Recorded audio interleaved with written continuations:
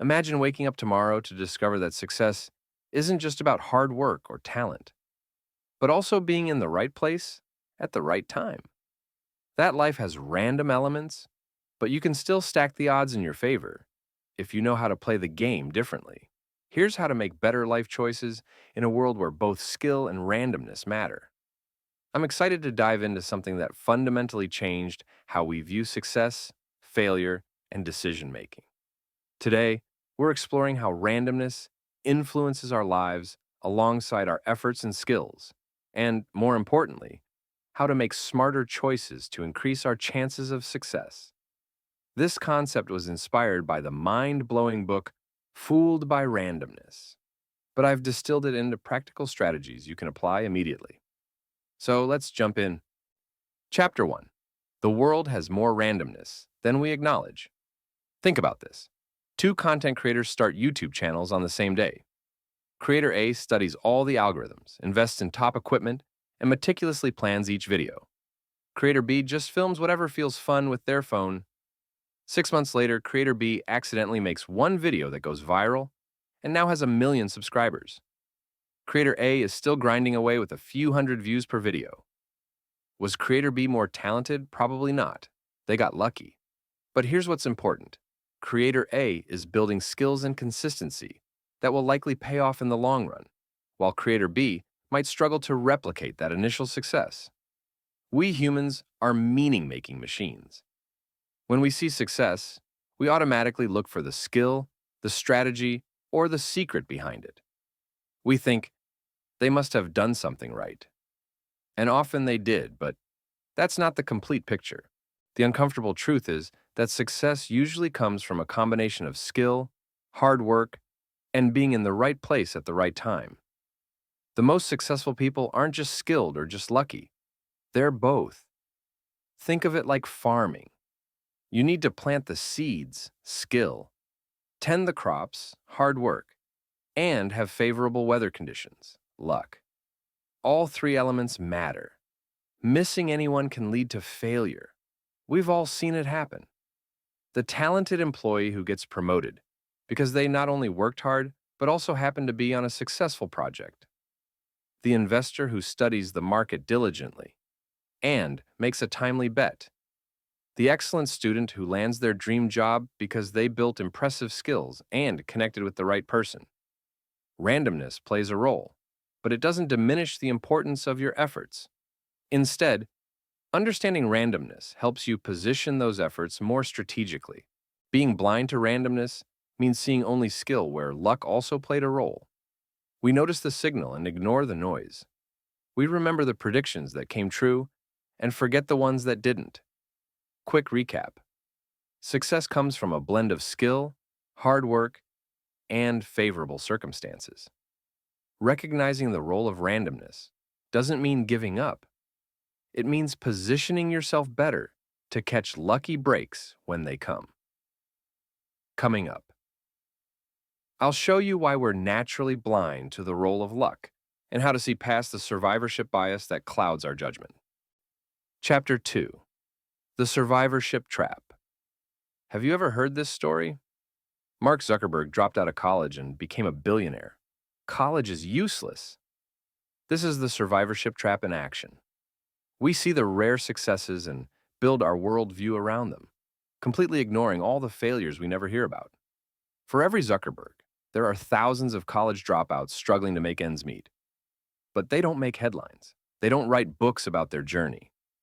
They're what we call silent evidence, the invisible failures that would completely change how we view success if we could see them. What's missing from the Zuckerberg story? He was already exceptionally skilled before dropping out. He had been programming since middle school. He was attending Harvard, not just any college. And crucially, he had already built a working product with significant traction. Here's another example. You read about a day trader who made millions following a certain strategy. What you don't see are the thousands who followed identical strategies and lost everything. Those failures aren't writing investment books or being interviewed on CNBC. This survivorship bias isn't just misleading, it's dangerous.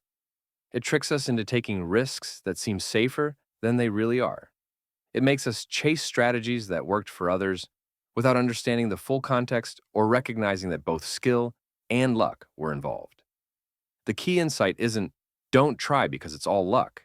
It's understand that skill and work are necessary, but not sufficient. You need to position yourself to catch lucky breaks too. The next time someone tells you their secret to success, ask yourself, how many people tried this exact approach and failed? What skills did they already have that might be overlooked? Were there unique circumstances that might not apply to you? Remember, if you only learn from survivors, your view of reality will be dangerously distorted. Quick recap. Survivorship bias leads us to overlook the role of both skill and luck in success stories. The most successful people have both, but we often only hear about their strategies, not their fortunate timing or circumstances. Coming up, I'll explain why focusing on outcomes can mislead you and how to shift your focus to the quality of your decision-making process instead. Chapter 3. Process over outcome. Here's a scenario to consider. Two people each invest $10,000. Person A carefully researches, diversifies their portfolio based on sound principles, and takes a reasonable risk. Person B puts everything into a random stock they overheard someone talking about at a party. Person B doubles their money in a month. Person A sees a modest 7% gain over the same period. Who made the better decision? If we judge purely by outcome, Person B won. But that's the wrong way to think about it. Person B made a terrible decision that happened to work out.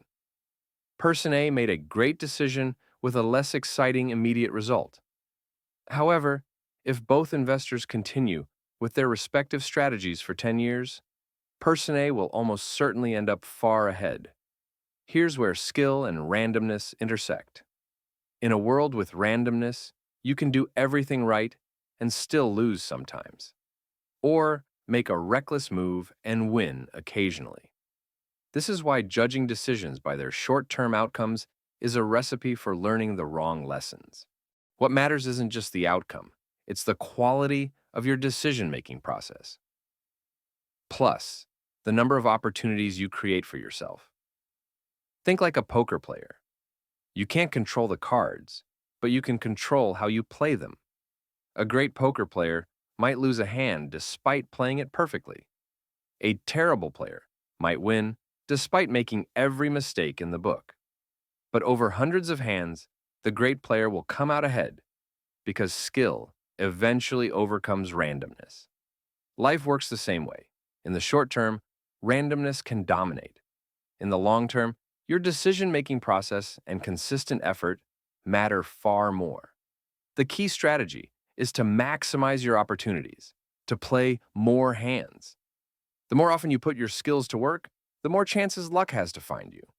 One attempt might fail due to bad luck. 10 attempts significantly increase your odds of catching a favorable break. So how can you improve your process? Start by asking, am I making this decision based on emotion or reason? Have I considered multiple perspectives? What would I advise someone else to do in my situation? What's the worst-case scenario, and can I survive it? How can I maximize my exposure to positive opportunities? Am I creating enough chances for luck to find me? These questions help strip away the outcome bias and focus on the quality of your thinking. Remember, you don't fully control outcomes. You control decisions and effort. Judge yourself by the quality of your process and the consistency of your actions, not just by results that might be partly due to luck. Quick recap. I focus on making high-quality decisions and creating multiple opportunities for success, rather than obsessing over individual outcomes. The combination of good process and multiple attempts maximizes my chances of success. Coming up, I'll show you how to structure your life to actually benefit from uncertainty and randomness, rather than being harmed by it. Chapter 4. Anti-fragile thinking. Most people try to predict and control the future. They make rigid plans based on the assumption that they know what's coming. But in a world with random elements, This approach is fundamentally flawed. Instead of trying to predict everything, we need to prepare while maximizing our exposure to positive possibilities. This is about becoming anti-fragile, not just surviving chaos, but actually benefiting from it. Fragile things break under pressure. Robust things withstand pressure. But anti-fragile things actually get stronger when exposed to volatility, randomness, and disorder. Here's how to apply anti-fragile thinking to your life. First, seek options that have limited downside, but unlimited upside. For example, instead of putting all your savings into one business idea, start small and test the concept while keeping your day job. The downside is limited, the small amount invested in testing, but the upside is unlimited if it works. Second, create multiple paths to success. Don't rely on a single income source, a single career path, or a single skill set. Diversify everything important in your life. Each new skill, connection, or project is another lottery ticket that could pay off. Third, keep slack in your system. If your schedule is 100% full, your budget is stretched to the limit, and your mental bandwidth is completely consumed, you have no room to adapt when randomness strikes, or to pursue unexpected opportunities. Build margin into your life.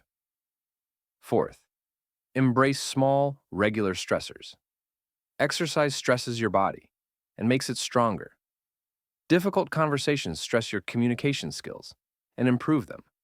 Avoid the big catastrophic stressors by voluntarily exposing yourself to small, manageable ones that build your skills. Finally, position yourself to benefit from positive black swan events, those rare, unpredictable occurrences with massive impact. Build a life where good luck can find you. Put yourself in environments where unlikely but game-changing opportunities might emerge. Attend the conference, join the community, publish your work, share your ideas. Hard work and skill matter enormously, but they matter most when they maximize your surface area for good luck to find you. The most successful people aren't just working hard. They're working hard in ways that expose them to positive randomness. Don't aim for perfection. Aim for resilience plus opportunity. Create systems that work not because they perfectly predict the future, but because they combine skill development with maximum exposure to positive possibilities. Quick recap. Instead of trying to predict an unpredictable world, I build an anti-fragile life that combines skill development with exposure to positive randomness through creating multiple opportunities, limiting downside, and positioning myself where luck can find me. Coming up, I'll share practical rules for making better decisions in an uncertain world. Chapter 5. Simple Rules for Smarter Choices. Now let's get super practical. Here are 5 simple rules to help make better decisions in a world where both skill and randomness matter. 1. Don't copy success without understanding context. When you see someone succeed, don't immediately try to replicate exactly what they did. Their success might be due to a combination of skill and factors you can't see or can't replicate, like timing, connections, or circumstances. Instead, try to extract principles that might work in your specific context. Ask, what elements of this success might apply to my situation, and which ones likely won't? For example, don't quit college because Bill Gates did. Understand that his privileged background, rare technical skills, and perfect market timing were crucial factors alongside his undeniable talent and work ethic. 2. Think long-term while creating multiple opportunities. Randomness has its greatest impact in the short term. The longer your time horizon, the more skill and process start to matter over luck. If you evaluate success over days or weeks, luck dominates. If you evaluate over years or decades, your decisions, skills, and habits dominate, especially if you create multiple opportunities along the way. This is why get-rich-quick schemes rarely work long-term. They're attempts to compress success into a time frame where randomness rules. Play the long game instead, and take multiple shots on goal. Remember, the more skilled attempts you make, the more chances luck has to find you. 3. Focus on what you can control. You can't control market conditions, other people's decisions, or random events, but you can control how much you learn and improve daily, how many opportunities you create for yourself, who you choose to spend time with, how you respond to setbacks, where you direct your attention, which risks you take, and which you avoid. Stop obsessing over outcomes and start obsessing over these controllable inputs. Maximize both your skill development and your exposure to positive possibilities. Be wary of overconfidence, but don't undervalue your efforts. When things go well, our natural tendency is to attribute success entirely to our brilliant decisions. When things go poorly, we blame bad luck or external factors. This self-serving bias makes us dangerously overconfident. Combat it by regularly asking, what role did favorable circumstances play in my successes? What mistakes did I make, even when things worked out? What would have happened if a few key factors had been different? At the same time, don't fall into the opposite trap of thinking your efforts don't matter. They matter tremendously. They're necessary even if not always sufficient. True confidence comes from knowing you're building skills and creating opportunities for luck to find you. 5. Avoid irreversible decisions while staying persistent. Not all decisions are created equal. Some can be easily reversed if they don't work out. Others lock you into a path with no easy way back. Whenever possible, make choices that keep options open. Avoid decisions that close doors permanently. And when you must make an irreversible choice, demand a much higher standard of evidence before proceeding. For example, trying a new career through volunteer work or a side project is reversible. Quitting your job and investing your life savings in that new career is not. But persistence matters too. Many overnight successes took years of consistent effort before luck finally found them.